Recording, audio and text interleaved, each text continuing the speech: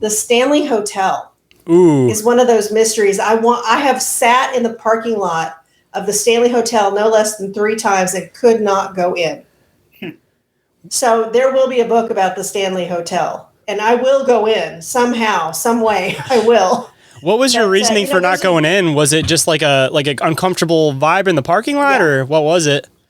There's just something about that building that just does not appeal to me, and it terrifies me, and I can't bring myself to go in. And it's supposed to be beautiful, and the history is so rich there that it's really hard for me to not go in. But for some reason, I haven't been able to walk in the doors, and I've stayed at dozens of haunted hotels across the country and could not, and I don't know why that one bothers me. I think there's really something dark there.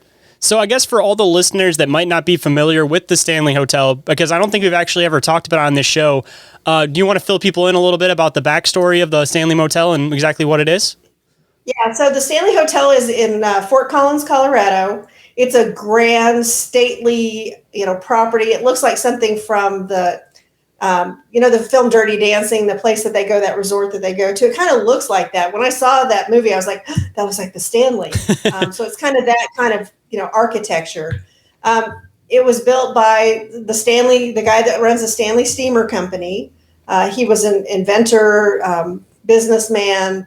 And at one time it was really kind of intended to be like a respite so he could go, and it was a healthier environment than the city. The air's a little thinner, but it's a whole lot cleaner. And so the family moved out there, and there have been all kinds of things that have happened in the hotel. It was one of the first hotels that had gas lights that ran through the building. And not very long after those were installed, one of the maids went to light the lanterns one night, and it blew up. Ooh. And it caused a fire, and she was killed. And I don't remember how many people were killed, but it was one of those that's kind of where some of the mystery started. There's been some other really weird things that have happened. Where I kind of found that the interest for me came in when they said that Stephen King had actually gotten inspiration for The Shining in that hotel. And I'm not a horror girl.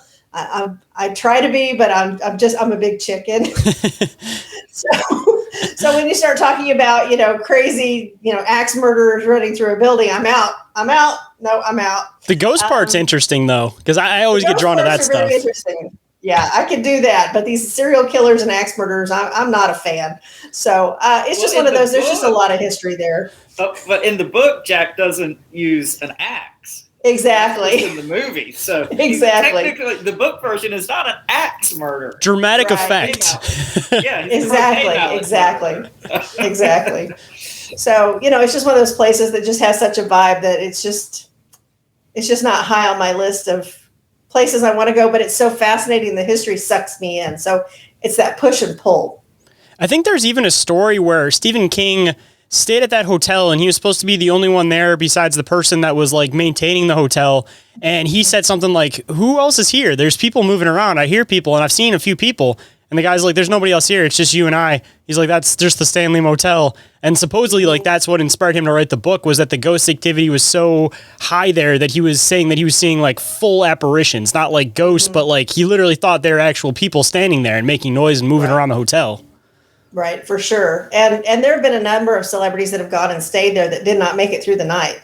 Jim Carrey being one of them. Jim Carrey? That's kind of surprising. I feel like that guy just doesn't care. Like, he would just be like, "Hey, ghost, what's up, man?"